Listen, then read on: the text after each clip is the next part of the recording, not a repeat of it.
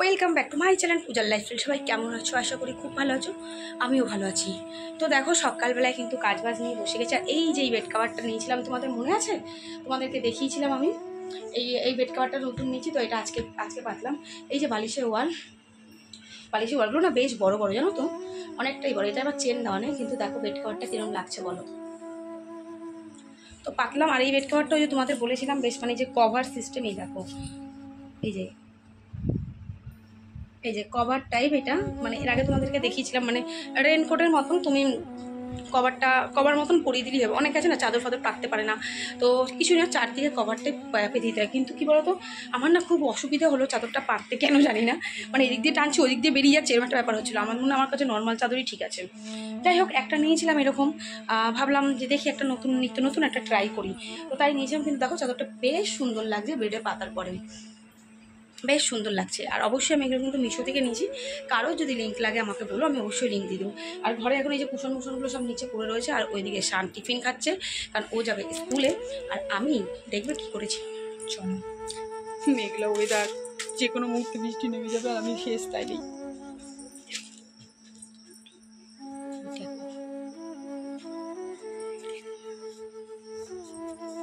সব কেচে ধুয়ে মেলে দিয়েছি আমি, বুঝতে পারছো? কী করবো বলো, আবার দেখছি মেঘলা করে আসে, কিন্তু এত জামা কাপড় জমে যাচ্ছে না, কত জমিয়ে রাখবো বলো দেখিনি। ওই জন্য কেচে দিলাম। ভাবছি আজকে সারাদিন দৌড়ে বেড়াতে হবে, কিছু করার নেই, কিন্তু তাও কেচে দিলাম। আর এই যে চাদরটা তো তোমাদেরকে দেখিয়ে দিলাম। আর এই চাদরের লিঙ্ক যদি তোমাদের কারোর ভি লাগে আমাকে বলো, আমি তোমাদের সাথে লিঙ্কটা শেয়ার করে দেবো।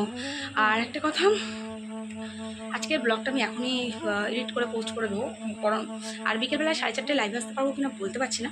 তাও আমি আগে থেকে তোমাদেরকে জানিয়ে দেবো, তার কারণ হচ্ছে তোমার দাদা আসবে, আজকে কিছু দরকার আছে, কিছু থাক, এখন কিছু বলবো না, কাজ করে বলা ভালো।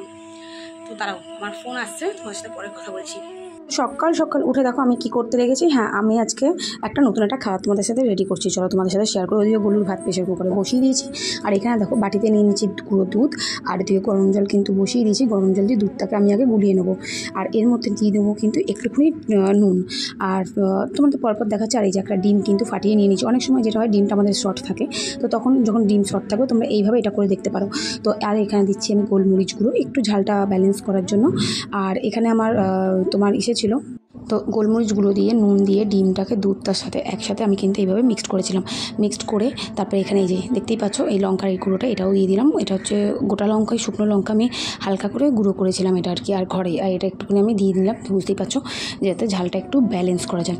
তো এরকম করার পরে দেখো ব্যাটারটা কিন্তু এরকম হয়ে যাবে। হওয়ার পরে আমি এখানে স্লাইস রুটি নিয়ে নিয়েছি। রুটিগুলোকে এভাবে চাটু কিন্তু গরম বসিয়ে দিয়েছি গ্যাসে, বসিয়ে দিয়ে এবার এতে চাটুতে আমি হালকা করে তেল দেবো, দিয়ে কিন্তু এই ব্যাটারগুলোর মধ্যে আমি রুটিগুলোকে ডোবাবো। তো কী করছি, এই দেখো এইভাবে পুরো রুটিগুলোকে ডুবিয়ে তেলের মধ্যে আমি ভাজবো। এটা আমরা অনেক ক্ষেত্রে যেটা করি যে পুরোটাই ডিমের মধ্যে করি, তো ডিমটা অনেকটা লেগে যায়, আর সবসময় পসিবলও হয় না। আর এইভাবে করে দেখো বেশ নরম, ব্যাপারটাও দারুণ থাকে। তো এইভাবেই যে আমি কিন্তু পুরো ডিমগুলোর মধ্যে কিন্তু দিয়ে ভিজিয়ে নিয়ে তারপরে কিন্তু আমি পুরো ব্যাপারটা রেডি করেছিলাম। বেশ খেতে কিন্তু ভালো হয়েছে, তোমরা ট্রাই করতে পারো। এটা তোমরা সস দিয়েও খেতে পারো, যদি মনে করো সস দিয়ে খাবে তোমরা সেটাও করতে পারো। এই দেখো আমার কিন্তু একদম পারফেক্ট রেডি হয়ে গেছে। চলো আমার ছেলেটাকে খেতে দিয়ে দিই, কারণ শান কিন্তু যাবে স্কুলে, ওকে খাইয়ে দিয়ে আমি আজকে স্কুল পাঠিয়ে দেবো। তারপরে আমার আবার কাজ। আজকের যে কী অবস্থা, কী যে আমার অবস্থা হচ্ছে সেটা আমিই জানি। তো যাই হোক, চলো ছেলেকে আগে খাইয়ে দিই, ও খেয়ে দিয়ে জাগিয়ে তারপরে নিজের জন্য ভাজবো। ওকে দিয়ে নিই, তারপরে আমি আমারটা ভাজবো। তো এদিকে ছেলে একটুখানি আঁকতে বসেছিলো, ওর আঁকাটা কমপ্লিট করানো ছিল। আর ওই যে গুলো দেখো চেয়ার তলায় চুপ করে শুয়ে রয়েছে, ওর খাওয়া হয়ে গেছে। আর এখানে শান আঁকতে বসেছে, ওকেও আমি খেতে দিয়ে দিলাম। ও আঁকতে খেয়ে নেবে, খেয়ে তারপরে স্কুল যাবে, কারণ একটু তাড়াহুড়োর মধ্যেই আছে, বুঝতেই পারো, স্কুলে যাওয়ার জন্য। তো চলো এবার নিজেরটা করে খেয়ে তারপরে আবার আসছি। ও একটু বলো দেখি তো, আজকে আমার মতন অবস্থা তোমাদের আর কার হয়েছে? হাল বেহাল কার হয়েছে? আমার হয়েছে। আমি সকালবেলা একটু হালকা রোদ দেখে না কাঁচা ভিজিয়েছিলাম, তোমাদের তো দেখিয়েছি, কেচেছি। ওরে কাঁচা নিয়ে আমি 6বার করে বাইরে মেলেছি আর তুলেছি, বাইরে মেলেছি আর তুলেছি। আমি আজকে এই করতে করতে আমার অবস্থা পুরো খারাপ হয়ে গেছে, বিশ্বাস করো। মানে তারপরে আমি ভাবছি যে আমি কাচতে গেলাম কেন, কোন কুক্ষণে আজকে আমি জামা কাপড়গুলো কাচতে গেলাম, যার জন্য আজকে আমার এই অবস্থা হয়েছে। তো দেখো ঘর দোয়ার কিন্তু পুরো পরিষ্কারই সমস্ত রয়েছে, শান্ত স্কুল। আর বেডশিটটা কেমন লাগছে বারবার করে বলছি, কিন্তু অবশ্যই কিন্তু বলবে, ঠিক আছে? আর যদি কারোর লিঙ্কের প্রয়োজন হয় অবশ্যই বলবে, আমি কিন্তু এটা অনলাইন থেকেই নিয়েছি। হ্যাঁ, আর এটা পড়ানোর সময় এখান থেকে ঢুকাচ্ছি, ওই দিক থেকে উঠে যাচ্ছে, মানে এটা কভার টাইপ, আর কিছুতেই আমি বলছি, এ বাবা এর চাইতে আমাদের নর্মাল বিছানার চাদরই বোধহয় ঠিক আছে, এই চাদরটা কী শুরু হয়েছে, মানে কী বলতো কভারটা তো এই দিক দিয়ে ঢুকালে ওই দিক দিয়ে বেরিয়ে যাচ্ছে, এরকম একটা ব্যাপার। কেউ যদি ধরার থাকে যে চলো ঠিক আছে, কিন্তু আমার মনে হয় মানে আমি এটা পেতে আমি যেটুকু এখনও বুঝতে পারছি, আমাদের না নর্মাল চাদরই ভালো, এটা ভালো না মানে পাতার দিক থেকে। এইগুলো কী বলতো, যারা চাদর ফাদর পাততে পারে না, টান টান করতে পারে তাদের জন্য। আমরা তো নর্মাল চাদরও পাততে পারি গো, আমার মনে হয় আমি এরকম চাদর আমি আর নেবো না। কিন্তু চাদরটা সুতির নয়, এটা আগে বলেছি, কিন্তু সুতি পুরো পিওর সুতি নয়, মিক্স আছে কিছু একটা, কিন্তু এমনি ভালো লাগছে বেশ।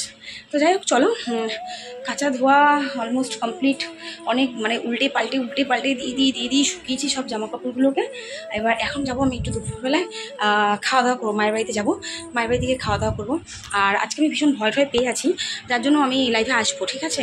তোমার দাদা আস্তে আস্তে একটু লেট হবে, কারণ তোমার দাদা আসলে আমি আর তোমার দাদা আমার বাবা আমরা একটা জায়গায় যাবো, সেগুলো তোমাদেরকে এখানে বলতে পারবো না। একটা বলতে পারো একটা ফালতু রকম চুলকনির ঝামেলা উঠেছে, তো সেই চুলকনিটা একটু মেটাতে যাবো, কিছু করার নেই।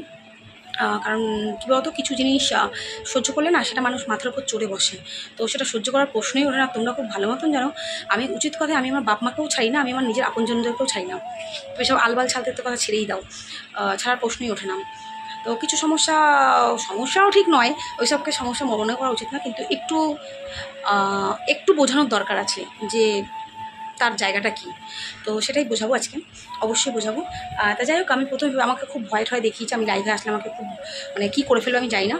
তো যাই হোক, আমি লাইভে আসবো, আসলে তুই আমার ভিডিওটা দেখছিস, আমি আসবো লাইভে, তুই আসিস, তোর যা যা কমেন্ট পাস করার তুই করে দিয়ে যাস।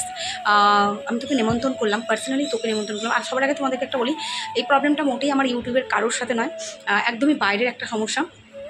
তো তোমাদের এটা কেউ ভেবো না যে ইউটিউবের মধ্যে কারোর সাথে সমস্যা, না, কারোর সাথে আমার কোনো ইউটিউবের মধ্যে কোনো সমস্যা, নতুন করে অন্তত কোনো সমস্যা নেই কারোর সাথে। বাট কালকে থেকে একটা নতুন করে একটা সমস্যা হয়েছে, সেটা একদমই বাইরের, সে আমার ভিডিও দেখে। যাই হোক, তোকেই বলছি 4:30টার সময় আসবো লাইভে, অবশ্যই তুই আসিস, তোকে নিমন্ত্রণ করলাম, আমি পার্সোনালি আমি নিমন্ত্রণ তোকে করলাম, আসিস। আর তোর যা যা কমেন্ট পাস করার, কালকে যে মেসেজটা আমি বলেছিস না যে লাইভে আয়, তো আমি আসবো, অবশ্যই আসবো, তুইও আসিস, তোকেও নিমন্ত্রণ করলাম। এরকম ইউটিউবে না অনেক কিছু হয়ে গেছে, ঠিক আছে? তো আমার মনে হয় না আমি যখন অন্যায় করিনি আমাকেও দমাতে পারবে। বাকি তুই তো চুনোপুটি, সেদিনকে একটা মেয়ে, এই তো ছোট্ট গেরি মাইয়া, তুই আমার কি করবি? তো আয়, আমি তোকে ওয়েলকাম করলাম, চলে আসিস, তোর যা যা কমেন্ট পাস করে দিয়ে যাস, তোকে প্রপার ছাড় দিয়ে দিলাম, ঠিক আছে? তো চলো, আমি আজকে ব্লগটাতে আমি আর বেশি কিছু কথা বলে আগাতে চাইছি না, কারণ অনেকটা বেলা হয়ে গেছে, অনেকটা দেরি হয়ে গেছে, এডিট করে ছাড়তে হবে ব্লগটা। তাই আপাতত চলো টাটা করে দিই, সবাই ভালো থেকো, সুস্থ থেকো। 4:30টায় লাইভে আসছি কিন্তু, টাটা।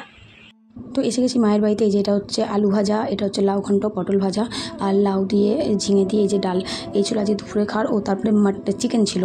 তো এইসব খেয়ে দিয়ে কিন্তু আজকে দুপুরটা আমাদের কেটে গেছে।